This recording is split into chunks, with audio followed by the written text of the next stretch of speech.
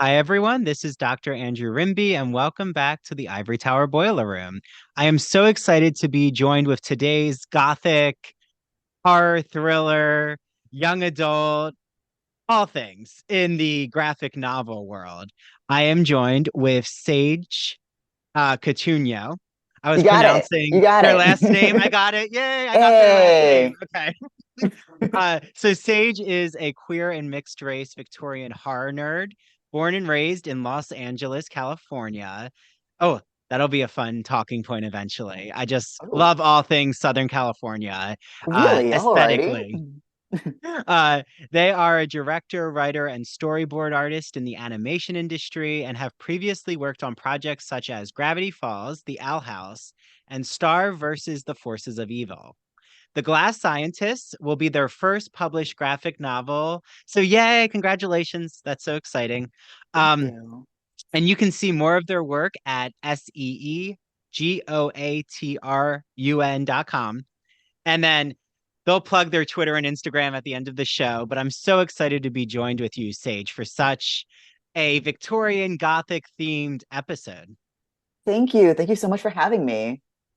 So what's so funny is I have this calendar on my desk. It's like this 365-day curious reader calendar. Hmm. And it was as if it knew that we were about to meet because it was about Mary Shelley's Frankenstein. And I think this is a good entryway into The Glass Scientist. Hmm. Apparently, so many people think that Mary's Frankenstein actually has a doctor, that it's Dr. Victor Uh-huh. Frankenstein, but he's never specified as a doctor. Like apparently she thought he was going to be a student and like an apprentice. So Hmm. it does interest me how these tales in the Gothic world and universe take off once they're on film and TV. Like Hmm. everyone says, oh, it's Dr. Frankenstein. And then I think young Frankenstein maybe just solidified that Yeah. element. Hmm. But what was your entryway? Because I know Frankenstein is a huge inspiration, as is, of course, Hmm. Dr. Jekyll and Mr. Hyde. But, which came first for you in this universe? Yeah, no, you're absolutely correct. They are both huge influences on me. Both of them appear in The Glass Scientist, which is a retelling of many classic Gothic science characters, such as Dr. Jekyll, Mr. Hyde, and Dr. Frankenstein.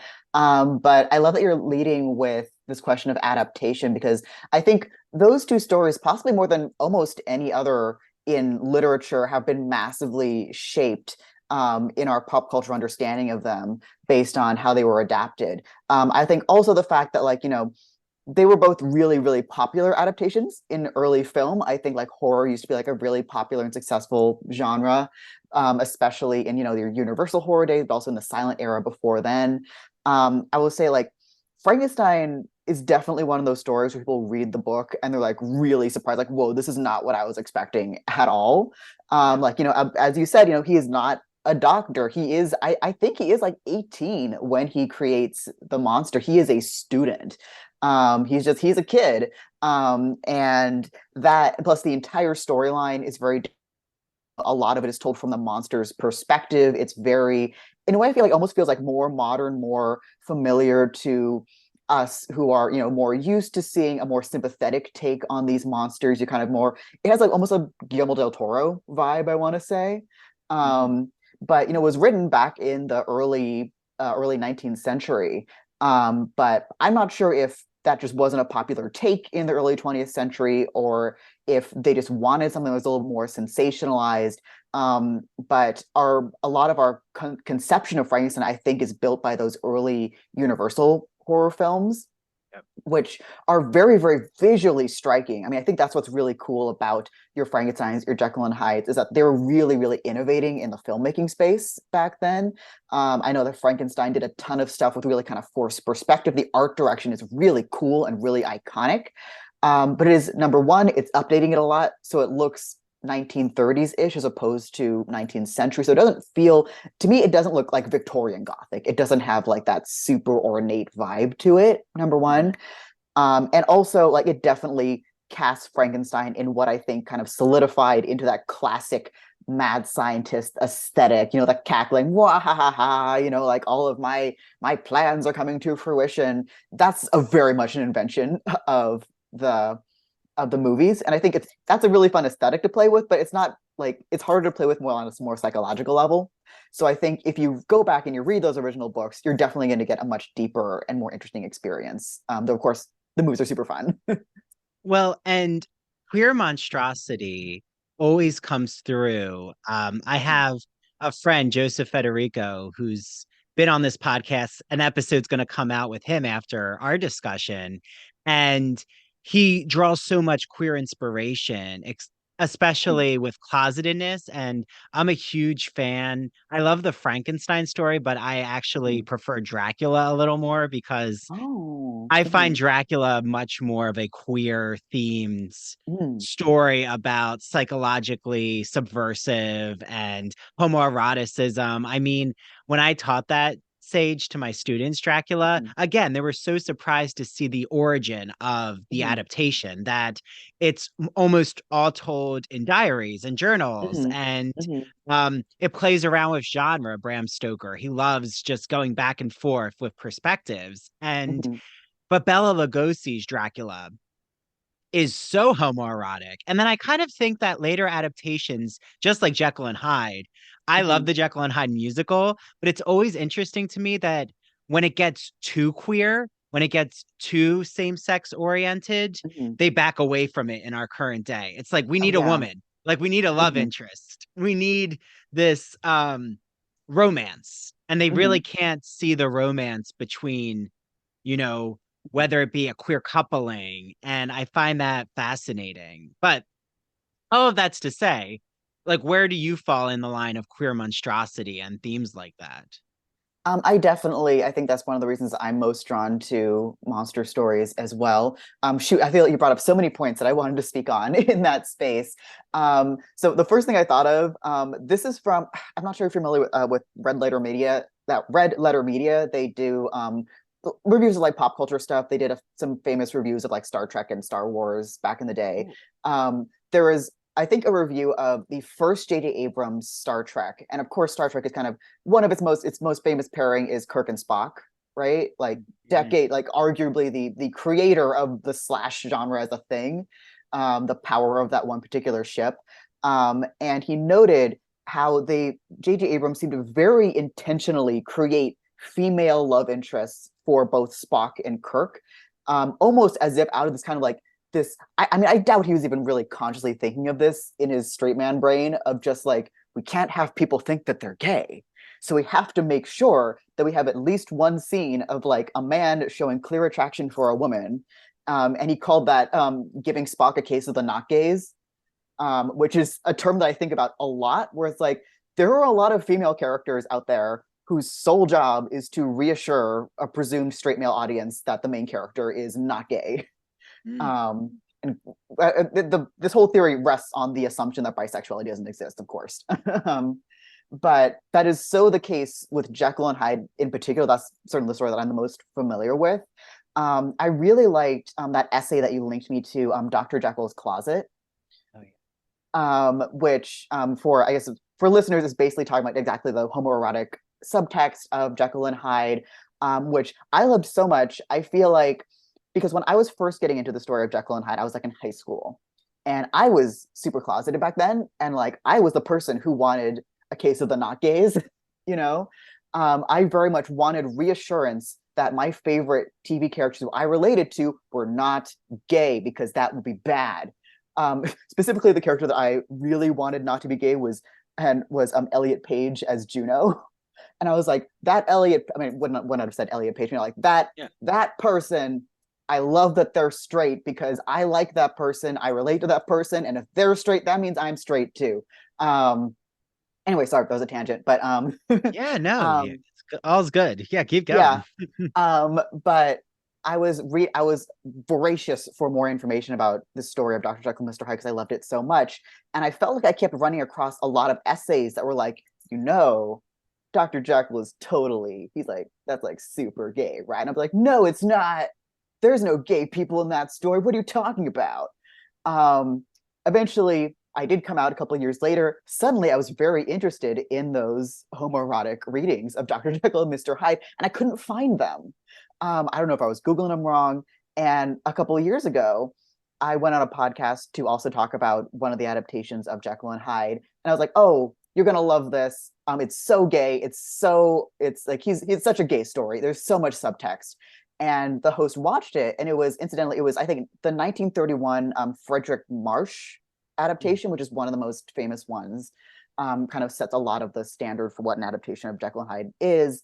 And she watched it and was like, that most of the plot revolves around him either trying to save his you know his engagement with this woman or going after this other woman. It doesn't seem very gay to me.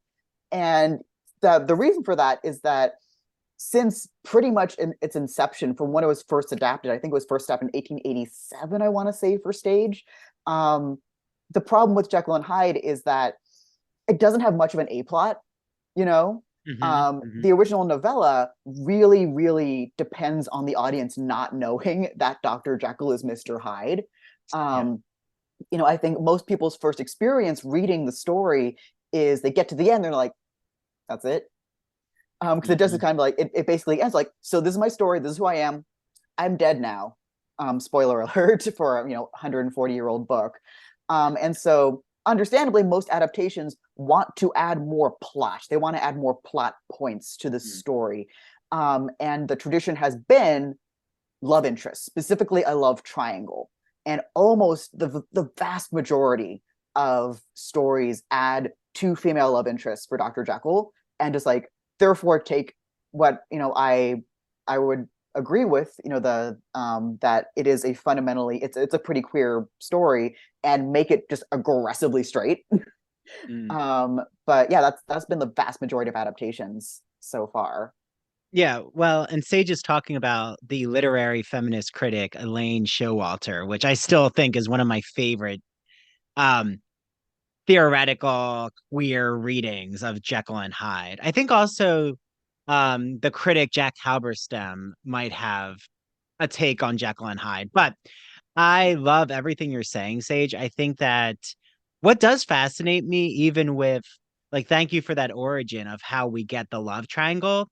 But in Victorian literature and Gothic tales, it's actually usually not a man and two women. It's usually a woman who's being used as a pawn between two men in Oh, like the really? Victorian novel tradition. So I even Oh. find it interesting that it's two women who like they themselves could kind of be battling for each other's affection. But right, so I'm assuming you've Hmm. seen the musical, like, or Oh, even yeah. on Hmm. YouTube, you've Oh, seen. yeah. I've seen Okay, it. okay. Yeah. I mean, Yeah. speak to that. If I can speak to that briefly, what I think is interesting is that I think in almost all adaptations, the women never meet. Hmm. It might still not pass the Bechdel test, most adaptations.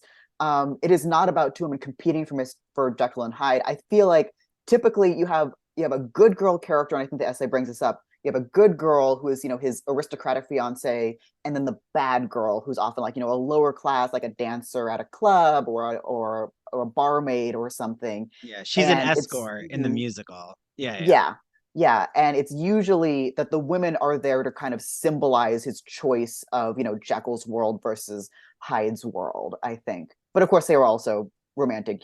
He's attracted to them in theory, so that there's that aspect too. Well, and I love that song though, In His Eyes. Like that's when you get both women on stage. Hmm. And um I really love, even though there's so much laughing or mocking about David, what's Hasselhoff. his last? Thank you, Hasselhoff, who, the German audience absolutely has fawned over. I like David Hmm. Hasselhoff. Hmm. But the two women who are in that production are just incredible. And Hmm.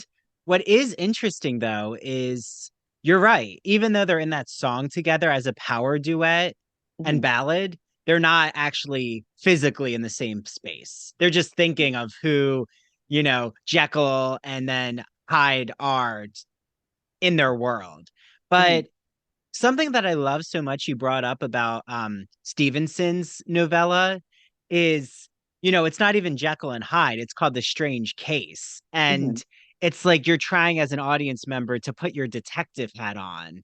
almost Sherlock Holmes-esque, and Hmm. think, "Ooh, wait, who is Jekyll? Like, what's the psychological nuance behind it? And you Mhm, really think that these are two separate characters. And I mhm, think when you deal with a lot of icy queer Gothic Victorian tales, they're very mhm, hard to adapt. Like, I'm thinking of Dorian Gray mhm, because it's so psychological. Like, mhm, I think it's the hardest part about horror in general is a mhm, lot of it needs to happen when it's a novel.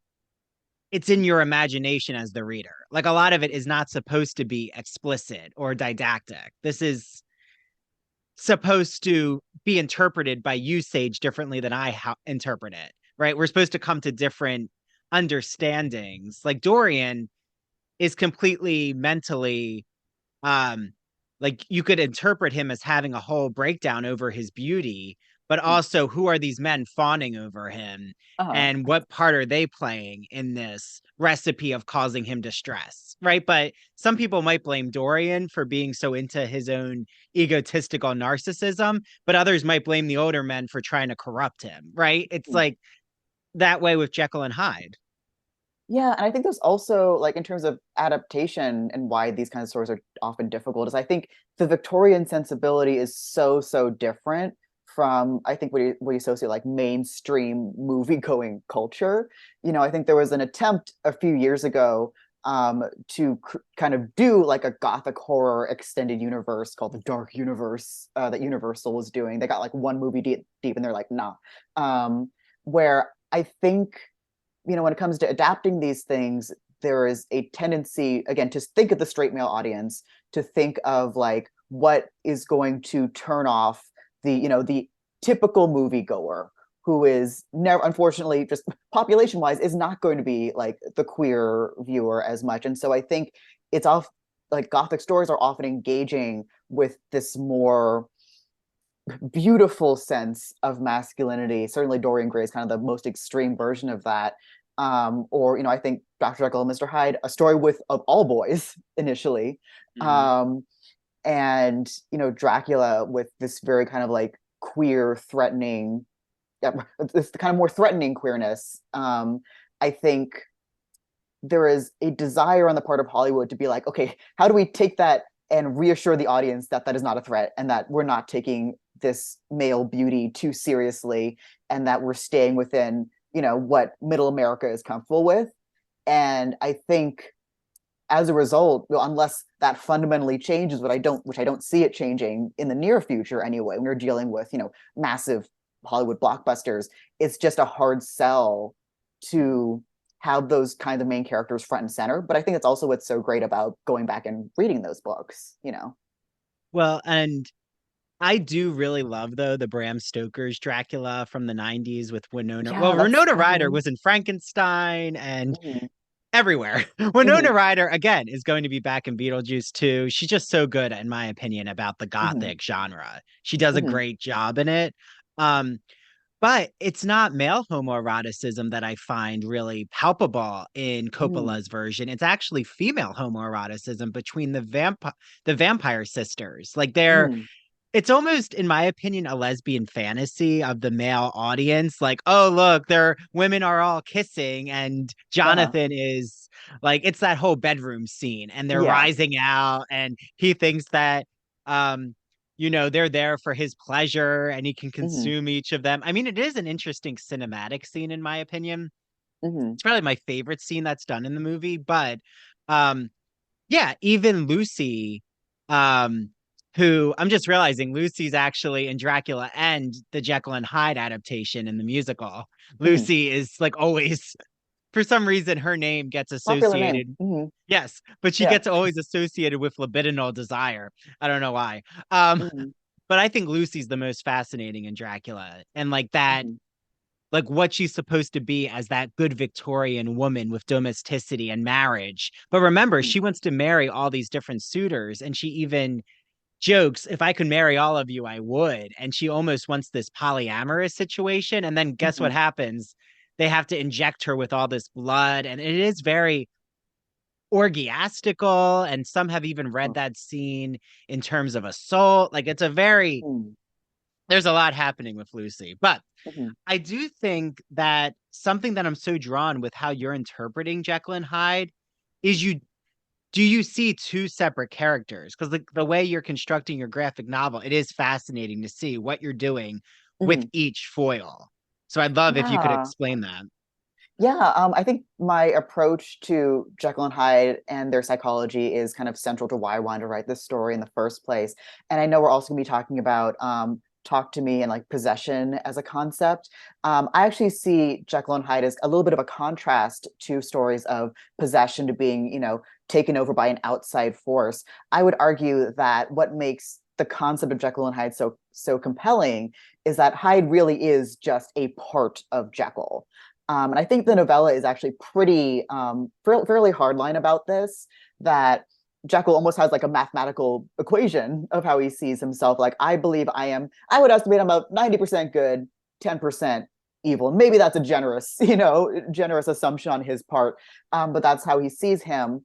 And for him, the formula was about kind of splitting those things in two. And the formula is actually a little bit of a failure. Actually, his original intention was like, okay, I believe that humanity, each human being is fundamentally two people. You're the good side and the bad side. Um, Neither of them, what is interesting, he doesn't see like the bad side as like evil, like, or he's not trying to get rid of it. A lot of adaptations will change it. Or like, oh, he's this very saintly man. He wants to rid the world of evil. Nope, that is not him. He is like, yo, I like to be a good boy sometimes. Sometimes I like to be a bad boy. What I don't like is that the good boy judges the bad boy, and the bad boy feels judged by the good boy. So if I just split those two right down the middle, I create two me's that are totally separate. Then they can go their own ways, and won't bother each other anymore. That was his original intention. What he ends up with is basically just the bad part isolated, Mm. and that is Mr. Hyde. And he's kind of like, well, this isn't ideal, but it's close enough. Basically, he just kind of runs with it. One aspect that I think is important is that Jekyll himself has not become the good boy only. They're using very academic terms here. Jekyll is still fully both the good and the bad. So it's like an imperfect Jekyll versus like this perfectly evil Hyde. Mm-hmm. Um, Mm-hmm. and so he's kind of forced to grapple with and contend with this version of himself that is kind of like isolated and kind of concentrated nastiness in a way. Yeah. But it is very much himself, and it's not something that he ever considers, expelling or getting rid of or exercising, because I think he acknowledges, even in his worst moments, that like, yo, this is just a part of me and I got to deal with it somehow. Um, and so for me, that aspect of like, they are truly one and the same is really, really important. And what's the most interesting part of that story. Yeah. Well, we're going to get into haunting and possession because I gave Sage a homework assignment. We both Mhm. watched Talk to Me, which I have a lot to say about. But and I can't wait to hear your thoughts. But before that, so do you subscribe then to the very Sigmund Freudian psychoanalytic interpretations that come about of Mhm. id, ego, superego, like our libidinal, hidden, repressed desires are really hide inside of ourselves, and the more ego uh, again, I don't want to ascribe saintly martyr characteristics because Mhm. that's not what the ego, well, the super ego, the ego is like our everyday thinking. The super ego Yeah. is that heightened almost self-actualization. Like you can never achieve the top of the cliff, but getting to the top of the cliff, but you're always trying to reach it. Mhm. Um, in terms of ethics. So, do you think that that theory really does hold in even how you're approaching Jekyll and Hyde? And I think I'm hesitant to invoke Freud because, I mean, not being a psychology student myself, my vague understanding is that like, oh, like modern day psychologists don't like assume that everything Freud said was right. And so like I'm a little bit hesitant to be like id, superego, ego. But with that said, it does map like fairly cleanly. I would say like within that paradigm, like Hyde is, the kind of the base desires, the more, animal instinct, slash anything that you think is not appropriate for polite society. Mhm. Anything that you are trying to hide and cover, literally hide and cover up. Good fun. Good fun. And then Jekyll is, the ego slash, the again the whole person. One aspect of which is whose job is to repress that Hyde self. Mm. So I think like that's how I kind of break it down. And there's a part in The Glass Scientist that will come in volume 2 where we start to really see the effects of Jekyll having kind of forcibly locked Hyde away entirely. Mm. At the beginning of the story, he is letting Hyde roam free. They're both having a good time. Then Hyde does something really very much not well advised, which causes Jekyll to be like, yo, I'm done with you. You are in timeout. Hyde does not take this well. And he starts to act out and kind of like unleash all of these nightmares onto Jekyll. And to Mm. me, what that was about was that I feel like when you're repressing an aspect of yourself, like it's not just going to just go away. Like there are going to be like, there's a lot of natural stress responses that come from masking, that come from repression, that will inevitably wreak havoc on your mental health, will wreak havoc on your physical health. So that's kind of where that logic was coming from psychologically. Well, and so many people out there, Sage, they forget, just like what I was saying about Dracula's storyline Mhm, and the diary and journal entries, or Frankenstein, the misnomer of him being a doctor in the original mhm, text. The original text of Jekyll and Hyde, Utterson is our mhm, storyteller, and he's a lawyer. So you have like this lawyer, then mhm, doctor, like, and mhm, Jekyll playing around with his scientific experiments. And I find that the Victorian period is so ripe of mhm, exploring these white collar professions, like the lawyer mhm, compared to the doctor. And um, how do you see the Victorian period being so um robust in terms of like these new categories? Because they were like new industrial, like new corporate kind of ways of seeing yourself in terms of mhm, sexual orientation too. Like this is the birth of mhm, the homosexual, is the mhm. Victorian period. Yeah, I mean, I think that's what kind of drew me to the Victorian era in general. I feel like so many concepts that we now kind of take for granted, whether that be, our concept of what what queerness is, like what the labels are, or like what modern concepts of what a job is, or I'm particularly interested in like medical history. Mm. Most things, whether it comes from, like how germs happen, how to do surgery in ways that won't instantly kill people. Those kind of basic things, which again are so many of us would be dead without them. Or in the case of modern gender roles, so much of us would be better off without them. Where we now take them as kind of like defaults of like, oh, this is how the world has always been. Really, most of them are like a little over 100 years old, and they were born during this very particular time, which was on the cusp of modernity, is what I feel like it was. I like to describe the Victorian era as an era of modern scientific advancements before the era of modern safety regulations. Mm. Um, and one thing which I think is so fun, which I hope a lot of the humor of the Glass Scientist comes from, is just like I feel like science, when not done safely, is very interesting and incredibly dangerous. Like people, when aeronauts were first invented, people going up in hot air balloons, they figured out how to have sex in those things before they figured out how to steer them. Things like that. Just like one of the most dangerous professions was being a baker. Like those things, you were getting just like horrible stuff in your lungs constantly. People would lock their employees in because there was no unions. Things were exploding.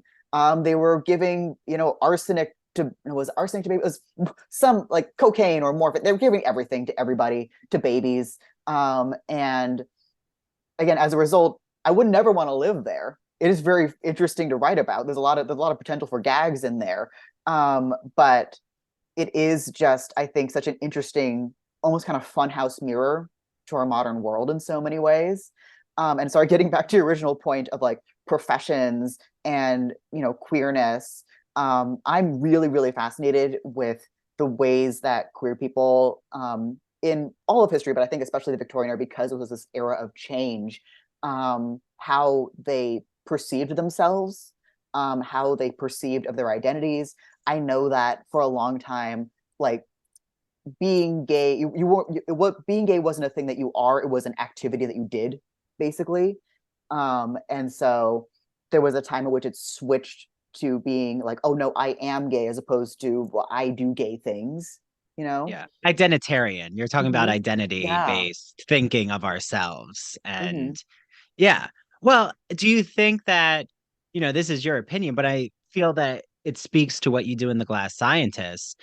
Do you think that I always find that the 19th century, why I'm so drawn to it in my writing, scholarship, what have you, is because it's, like you've said, on the cusp of something, of modernity. Hmm. It's neither um, a past system and neither the future. It's Hmm. an experiment, Hmm. period. And, Yeah. and it is freeing for some people, especially men who are able-bodied and white Hmm. and who might be doing queer things, that they still are getting married. And you see this with Oscar Wilde, even, right? Had a Hmm. wife.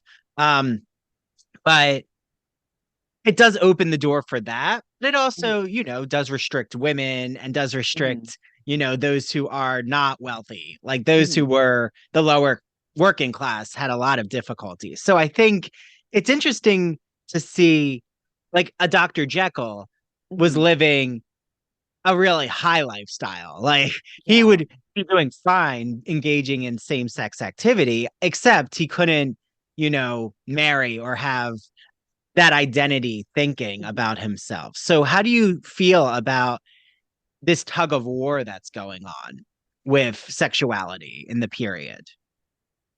That's a really good question. I mean, I think obviously it did open up a very kind of small window if you happen to fit into that very kind of narrow identity space. And of course, class always opens up, more freedom than someone in the lower classes would. But of course, in the case of, your Oscar Wilde, etc., it obviously came with a huge amount of risk. Um, and one thing, like, I don't have like a solid answer for. I wish I could do more research on this, where I think, the categorization of properly labeling and categorizing these criminal acts of of queerness, how on the one hand it was leading us toward what eventually would become modern day labels, but functionally were they were descriptions for crimes. Like a lot of I mean, people talk about like is queer a slur, is all this da, da, da, all what is reclaimed, what is not. There's really no term for queerness that wasn't originally negative, you know? And I think the Victorian era, again, really, really shows that because they were so into categorizing things and kind of making things scientific for questionable reasons. And of course, you know, queerness being what not by no means the only thing that was categorized badly. This is of course the same age as phrenology and scientific Mhm. racism and the beginning of eugenics.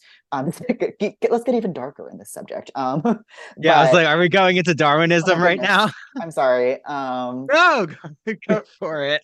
I mean, Better like you than me right now. I have like a side rant of just like it bothers me. I feel like a lot of like high like fantasy writers and people in that kind of more speculative space desperately need to learn about the history of eugenics because they keep accidentally writing eugenics into their stuff. I mean, like Thanos and the whole like finger snap situation. There's just so many things where like, people don't know. Like, no, what you think of as like, oh, this is a reasonable solution to a modern problem is actually like, nope, the Nazis tried that. Like there's anyway. So I feel like there's just I don't know. There's so many interesting things in how the Victorian era was trying to take this more scientific and more separate spheres or separate categories for everything. And they encountered a lot of very dangerous pitfalls, which hurt a ton of people. And I feel like it's really, really helpful to learn about that stuff because, like, I didn't learn about, about the history of queerness growing up. I didn't learn about separate spheres, which is specifically the belief that men and women should exist in separate spheres. The women should exist at home, and men should exist in the workplace or in the public sphere. And how these old concepts, we don't use that exact terminology now, but the ideas are still here and they're very pernicious. It comes into debates about trans bathroom bills has echoes of separate spheres in it. There's there are so many things from that era which I feel like are so relevant, and I feel like if we would just learn that and learn the lessons from that, we could avoid so much in the modern world. Yes, learn the history. And well, and terms that are really prevalent, that I feel speak to what you're saying here, Sage, is natural and unnatural, right? I mean, Mm, I think even if you look in Jekyll and Hyde or any of these Gothic Victorian texts, like hmm everyone out there, see how many times unnatural is mentioned. It's hmm all over, you know, Frankenstein. It's all hmm over. I mean, Frankenstein is called, the subtitle is the modern Prometheus, which, hmm right? Prometheus, that does not end well in ancient Greek mythology. Yeah. Like, there's a whole explosive element to hmm Prometheus, right? It's something unnatural to divinity, to God. hmm And like, that's also with Jekyll. He wants hmm to do something that some could see as unnatural to the science world. Or, right, Dracula is not a natural character in this hmm Victorian sense of drinking blood. hmm And what I'm curious about is like, how do you weigh in on the binary system that you've even posited about what they were thinking about gender ideology, but even natural versus unnatural? Or I'm wearing a Wicked sweatshirt right now, and hmm right, Wicked's whole um, play on the Wizard of Oz tale. And I've hmm had Gregory Maguire on this podcast to talk about Wicked, which was incredible because Wow. he even spoke to like what inspired him was hmm that binary thinking of the wicked witch compared to the good witch. And things are hmm not that simple. hmm And again, but that's so part of current thinking is what's good and evil. It's hmm always this splitting. So what's going on, Sage? Yeah, I mean, like I am always drawn specifically to stories that are about kind of, queering the boundaries between any kind of binary, whether that be, I think in the way like, good and evil has this very kind of like melodramatic vibe to it. To me, that's a stand-in for, is that man or woman? Is that straight or gay? Is that, white, non-white? And because like I'm someone, as even in my bio, that I am of many different identities, and I don't fit into any one of them properly. I think from an early age, I think a lot of my perspective was kind of built around the fact, growing up half Japanese specifically, and coming from a mom who was full Sansei, so third generation, but full blooded Japanese, but having moved away from kind of her hometown. She was from Oakland originally, where there was a very very robust, very long standing Japanese American population, to Los Angeles, where there's also a very large population, but she was more moving in a different sphere in that space. And so when I grew up, I didn't grow up around a ton of Japanese Americans. And my mom was always very afraid that, like, oh, you're going to be separate from your identity. So she specifically signed me up. It's a long story how this came about. She basically managed to create an all Japanese American Girl Scout troop to Oh, make wow. sure that I would, have a connection to that heritage, which is fantastic on the one hand. On the other hand, I was always very aware of like, oh, this is not natural in a way. Like this didn't come about just by the natural way that I am. It had to be something that I was introduced to. It was an environment that had to be created, and then I was placed into it. I don't, which always gave me this kind of complex of like, oh, I'm not really Japanese. I'm just, I'm fake, or I have to, do this extra thing to really belong. And so I've always identified with characters who don't quite fit into any one label, you know? And that to me is what drew me to Dr. Jekyll, is that again, he's not a perfectly good person who wants to rid the world of evil. He is a fundamentally messy, complex person who is doing this wildly ill-advised thing in an attempt to make two people who fit nicely into their little boxes. Yeah, and it's so secret and subversive, submerged, right? Mm-hmm. Um, it's the basement activity. I just always find it so interesting. I don't know. Have you ever read Henry James's short story, The Beast in the Jungle? No, I haven't. Tell Oh, me about it. okay. Everyone out there, including you, Sage, Okay. should read it because it's Mm-hmm. it reminds me of Jekyll and Hyde in the sense of there's some closeted secret that is not revealed. And like Mm-hmm. that's all I'll tell you, but it's just again, it's like very distant in time when this is written. it's so interesting how culture latches onto a similar, in my opinion, artistic energy. Like the Hmm. theme is all connected. Like even what's happening right now in the Gothic world. Like let's do our transition to haunting because something is happening right now. I have never seen so much appetite and thirst for demonic possession, exorcism. Like there's something really psychologically happening with Hmm. all of the horror world right now. Uh-huh. Like I wonder what it is because we have the new Exorcist, we have the Nun 2, we have Mhm. American Horror Story. I'm watching Delicate. That's even doing a lot of psychological thinking about fertility. Mhm. Um, and then we have Talk to Me, which Mhm. I think Talk to Me is actually a little different than these other Mhm. exorcist. Like I wouldn't say it's an exorcist text. Mhm. I would say it's more of an unraveling psychological, almost the Sixth Sense. I don't know why, but the Sixth Sense kept Mhm. speaking to me when I was watching this movie. Mhm. Like, or The Haunting of Hill House, if you saw that Haunting of Hill House series. Okay, wait. So there's two of them. There's The Haunting of Hill House. Oh, I saw Bly Manor. Is that Okay, I didn't similar see at that. all? Okay. So we're Yeah, on, we're on different sides of hauntings here. But I did love Bly Manor, so I think it's the same dude. yeah. He Well, did that's based on Henry James's right. Turning up the screw. Turn of Yeah. the Screw. Yeah, okay. Yeah, yeah, yeah. But no, it's by the same director. You're right. Mhm. Yeah, Yeah. Yeah, I mean, so I've of those, I've only watched Talk to Me so far. So I can speak to that one now, but I mean, I'd love to hear like how do you feel it's different from the other ones in terms of possession stories? well, because it's not related to religiosity. Mm, Like everything else is related okay. around the devil, like the Mm-hmm. demon or Mm, Christian scripture. Like The mm-hmm. Exorcist is um priest has to come in to do the exorcism.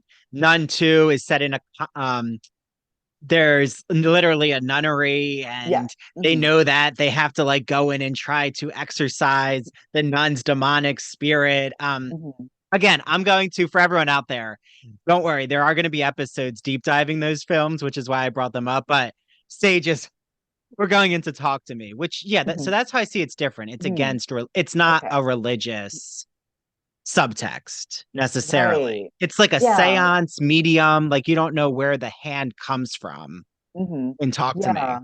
Yeah, but you definitely get a more vibe. It definitely feels more modern. It feels more secular. Absolutely. Mhm. I mean, it's funny, like I am Catholic, and so like there's a part of me like watching Talk to Me and being like, Catholics would not get into this situation. They would not fuck with this. Like, come on. Like why are you doing this? There's a very easy solution. Simply do not. If there are demons, I do not go there. I do not mess with this, you know? Mhm. I think there's a superstition which I think sometimes pays off, at least if you're a character in one of these movies, you know? Yeah, well, and people are actually saying Talk to Me. They were saying it's very in line with Midsummer and Hereditary, Mm-hmm. which I've seen both. I thought Mm-hmm. Midsummer was incredible. Like, Mm-hmm. um, but Yeah. I will say Talk to Me was probably my favorite horror movie. Uh-huh. And again, horror could be questionable, but thriller, Mm-hmm. psychological thriller movie in the last 20 years. Oh wow. Mm-hmm. I thought it really worked well because Mm-hmm. of our character, Mia's grief. I thought Mm-hmm. Mia's grief was a good through line. And that's why like I urge Yeah. everyone to watch Mm-hmm. The Haunting of Hill House because it's all Mm-hmm. about a family's grief. And when grief is the linchpin, it Mm-hmm. allows for a lot of hallucinations. Like Mm-hmm. it can really question who the narrator is. Like Mia, Mm-hmm. right? Weren't you thinking, Sage, or was this just me? I'm like, wait, is Mia just imagining everything? Like, is everything that we've seen all just a psychological breakdown of her mother's death? Like, even the Mm-hmm. ending. I mean, I don't want to spoil the ending, but like, even when she's in the hospital at the end, I'm like, wait, like, was this hand even there? Like, Mm-hmm. were were these other characters even being possessed by, or not possessed, but were they taken over by spirits? Because I was questioning everything at the end. Mm-hmm. That's so interesting. I mean, I think for me, it never occurred to me that the entire thing might be a hallucination. I think if anything, for the eye scene, like you're not faking that. Like that's not thumbing up. I hope that only is possible when a demon possesses you. I Yeah. definitely that was a lot, That but was, oh yeah, with the little with the teen mm, the brother. Oh my gosh, that scene. yeah, that was a lot. I definitely like. I think number one thing, eye stuff. Don't love that. Had to cover. Had to cover. Yeah. Quick question: does he get the eye out? Can you just tell me? Like, did you watch that scene like fully? Because like Yeah, I was hiding. they never really show him getting his eye out of his socket. Okay, So I don't, I okay. think they saved the eye. I think they From said the what eye we because I was see in the just like, hospital, they do yeah, it save kind of the eye. looked okay. Yeah, sorry, tangent. I just like I need to know. Yeah, no, Like, no. I'm like the person where like they have that site of like, does the dog die? I'm like that. But like, is the person's eye okay? Like, I don't care about the Mhm. dog. The dog is fictional. The eye thing I can't look past. Anyway, Yeah. I feel like what I definitely thought they were playing around a lot with was this idea of this unreliable narrator, for Hmm. sure, or like I was like, definitely, I think they want you to question her motivations through a lot of it. Like, how much is she really doing this to help, her friend's brother? How much is she like caught in this kind of almost addictive cycle with trying to get closer to her mother? How much is she Hmm. willing to look past because she so desperately wants to believe that her mother was, did not kill herself? I thought that was really, really interesting. Definitely had me pointing like, oh no, no, don't go, like don't trust her, but definitely understand, why she would want to believe this person who at least appears to be the ghost of her mother. Is she really? I mean, that's another thing. Our I think my partner interpreted this as like, oh no, that's not even her mother. That is like someone just like wearing her skin. And Hmm. is that something she is more gullible toward? She is more likely to believe because of her grief. Or I think my interpretation was more like, oh, her mom's just gone like full devil. Like is her mom like no longer the person she remembers? So like definitely like playing with all that aspect of like what is real, what based on our experiences and our traumas, what are we more inclined to believe? I thought that was really interesting. And purgatory. I felt like there, even though it's not religious and knowing our characters' religions, I thought like there was a lot about Mm-hmm. um almost Dante's Inferno. Like it was Mm-hmm. very the scene with um the devilish spirits capturing the boy and then like Mm-hmm. the fires of hell. It was very, is Mia like in a purgatory state? Like where are these spirits trapped? It was so like on a scale of 1 to 10, 10 being like your most favorite Mm-hmm. gothic or horror film, like where did you place this? Oh gosh, like I have to admit, like I'm a little bit. I know. I think you were like, this is better than Midsummer. I'm a little bit of an Ari Aster girly, and that may make me a little bit basic. For me, Hereditary is the one that hit me the hardest because I think to me that hit on a very specific like Catholic guilt torture. Mm. um, where to me, I ended that movie being like, oh, thank God, it's only Satan. Like for me, like the really painful part of that was the specific fact that the son was responsible for his sister's death, and like him living with that guilt to me was so much harder to sit with for those Mm. long slow takes than it was once the supernatural stuff started kicking in. I was almost relieved when things started going like truly devilish. Mm. So for me, just in terms of my particular history, like shame and guilt are just going to hit me real hard. So that's always going to be, I think, my tops for that one. I did think like I was super engaged with Talk to Me. I think it probably land about like an 8 for me. So like doesn't hit my specific triggers, which is not its fault, but it was definitely like a really fun ride and really compelling.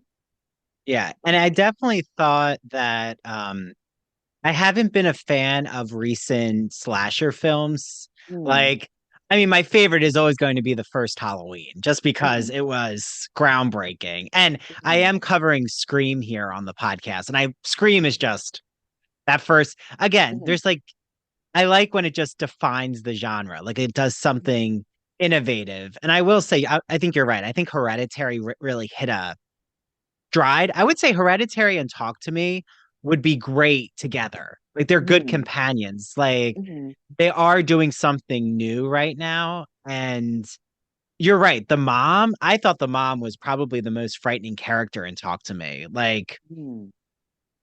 yeah, again, like there was spine tingling moments inside of myself when I would just Mhm. watch. That's what I like in a horror movie, though. I want that like entering into your soul of what is Mia staring at? Like, what Mhm.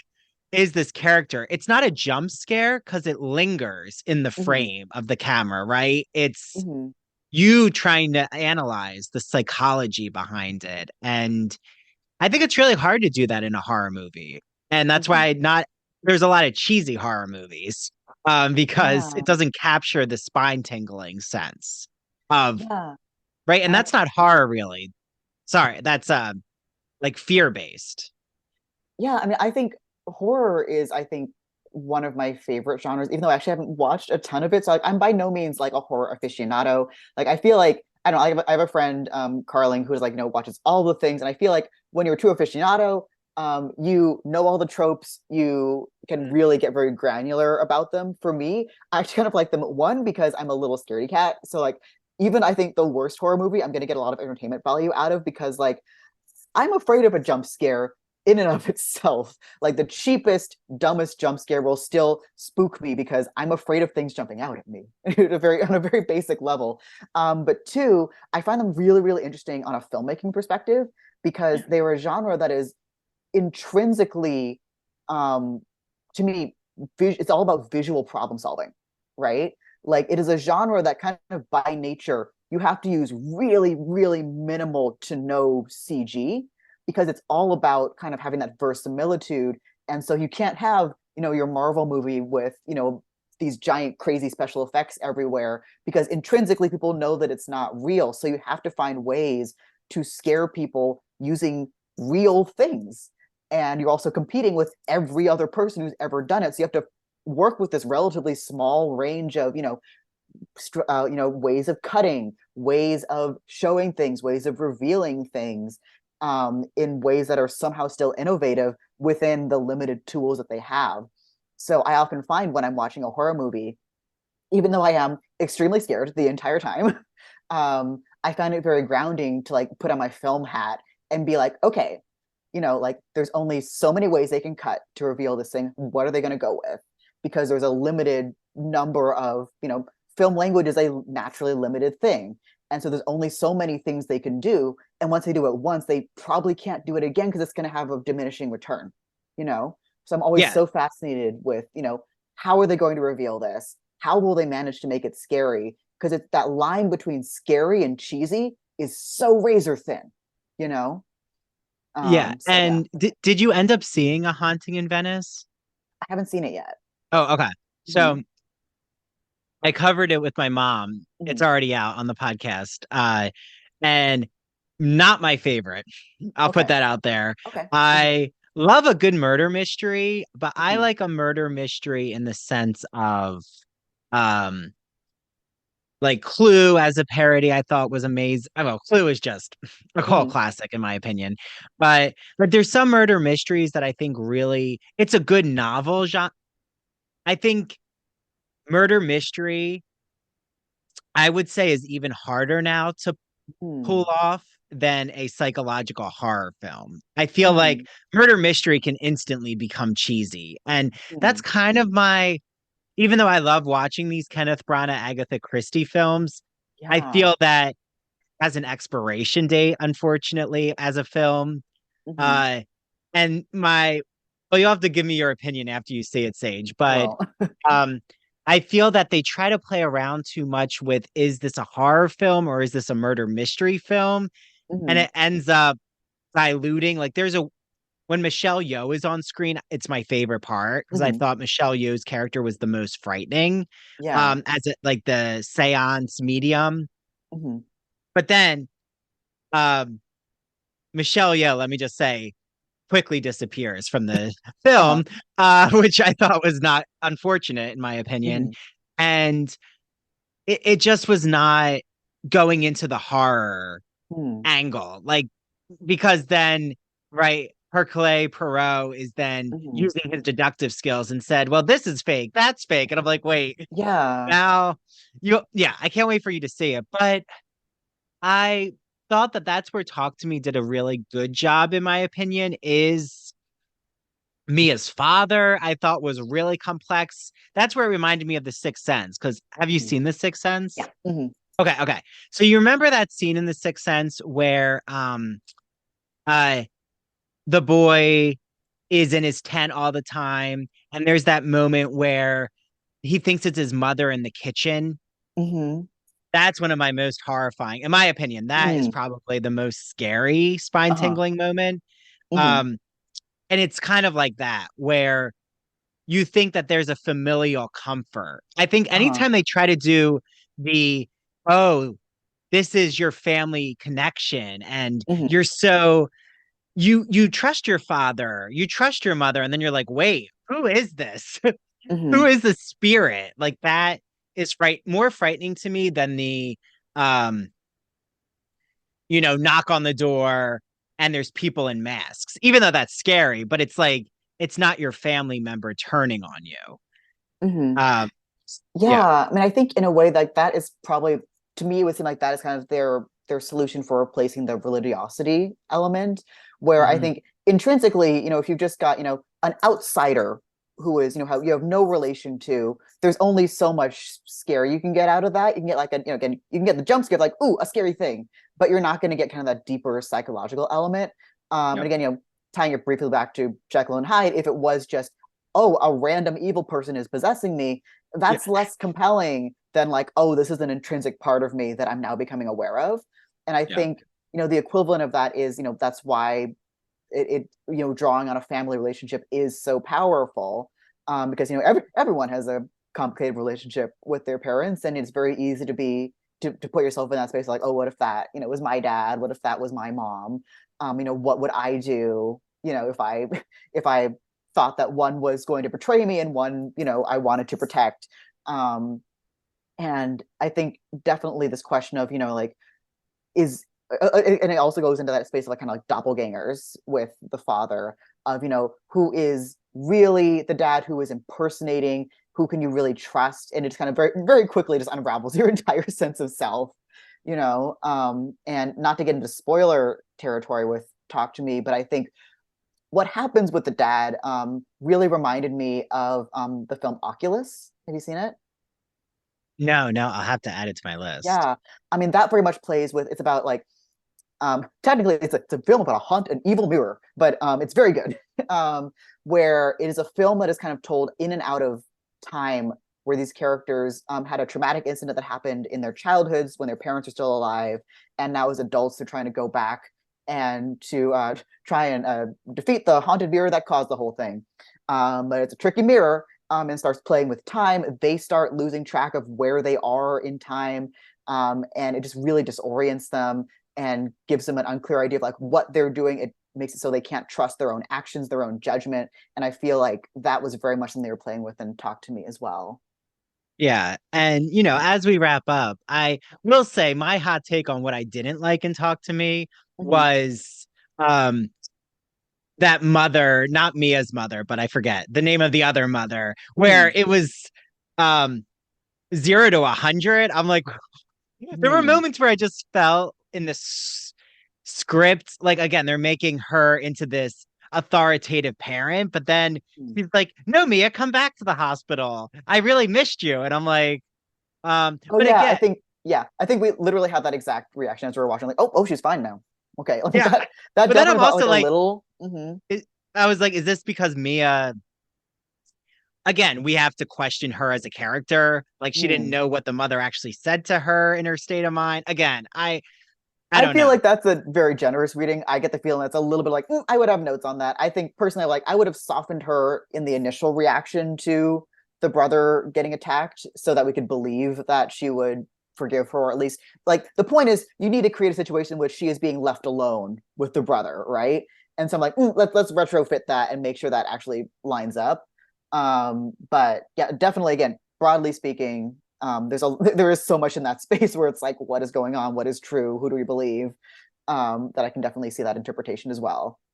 Yeah, but I did think that for teens, it's Mhm. probably my favorite teen horror like them all cohesively working together as Hmm. actors. Like I did Hmm. believe that these were friends, like they were all Yeah. connected. Because sometimes it can feel very forced, like, Hmm. Hmm.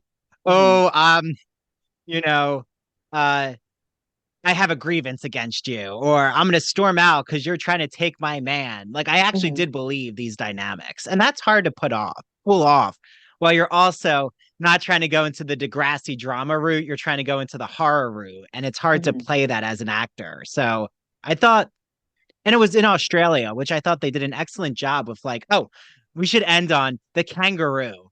I have some questions about that kangaroo scene. I did think it was interesting how it full circled, made its Hmm. way into like Mia never put the kangaroo out of its misery, quote Hmm. unquote, for Yeah. dying. And then, like, that's where I say, us thinking about life versus death, like, there is this in between liminal space, like, Hmm. of suffering. And that's where I felt like there's that moment. There's um like the body's burning in hell moment. There's Mia herself in purgatory-ish. Like Hmm. there's a lot of that in between. And that's where I thought it was like the sixth sense, because it's like the Hmm. in between. You don't know what's actually life and what's death. It's Hmm. that's the ghost story, right? Is you're supposed to be in between the worlds. Yeah. I think what was definitely interesting about the kangaroo scene to me is like I was expecting because the point of that scene is that she can't bring herself to put this dying career that was a weird slip dying kangaroo out of its misery. And I was like, oh, okay, so maybe the lesson she has to learn is to like to have to make that difficult decision. So like I was expecting based on that oh, she's gonna have to kill this innocent kid in order to, set his soul free.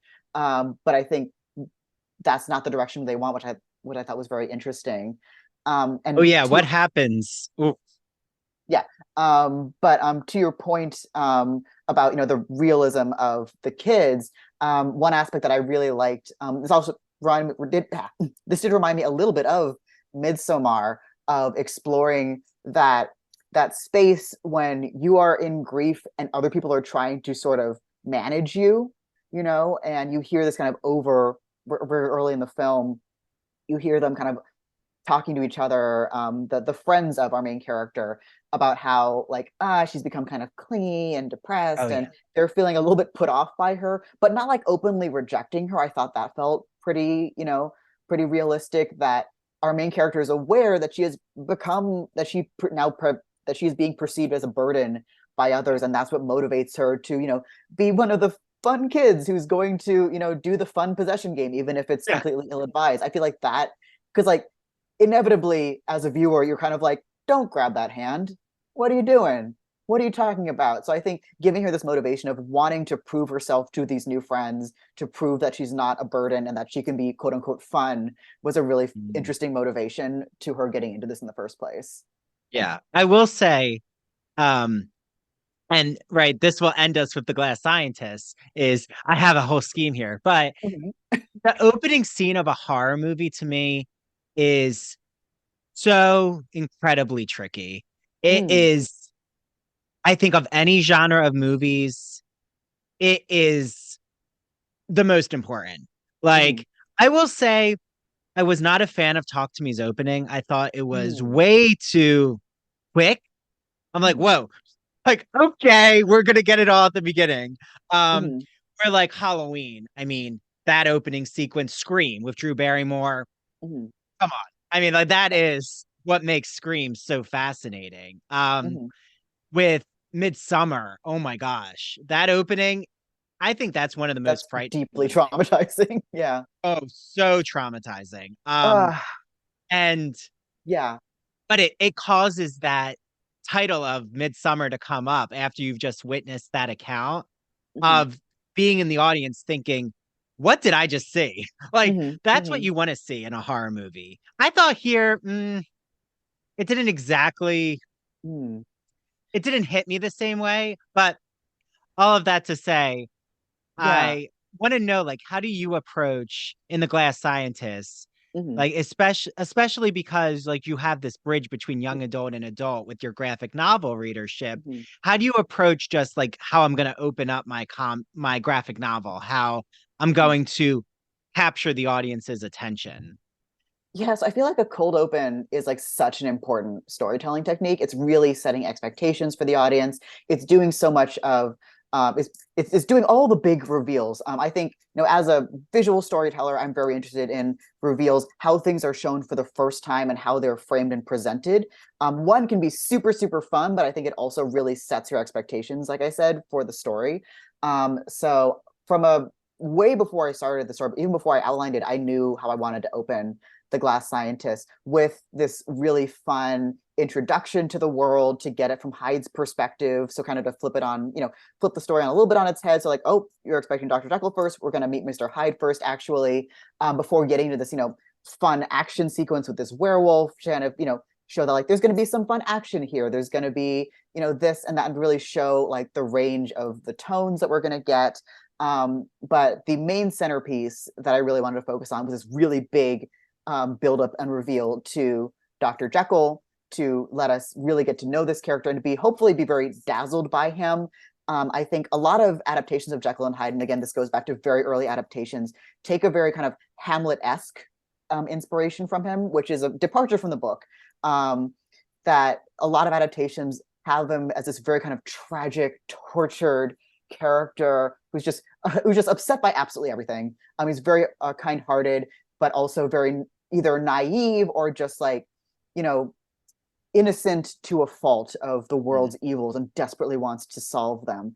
And I want to do a really, really different take on him where, in a way, it's a little bit the opposite of that, where instead of being this like vulnerable Hamlet-esque tragic figure, we meet him and he is at the top of his game. He has that mask perfectly set. He is, polished. He is gentlemanly. He is perfect. He smells nice.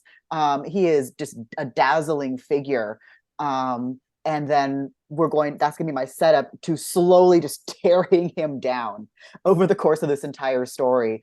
I've kind of described it as like Jekyll is like a wonderful little nut, and you are the monkey who wants to get into that perfect little nut and find the juicy innards inside.